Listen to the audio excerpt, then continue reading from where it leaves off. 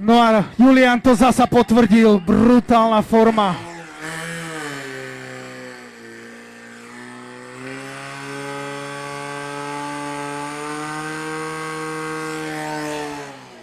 (15.071) 15.071.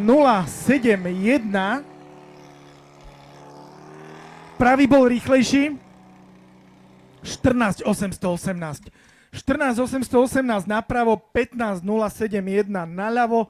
No a je to vlastne kategória, ktorú vám Rudinka uzatvára.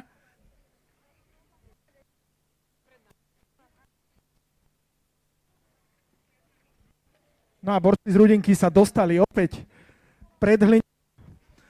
Takže v priebežnom poradí sa to len upevnilo. Prvá Podvysoká, druhá Rudinka, tretí Hliník.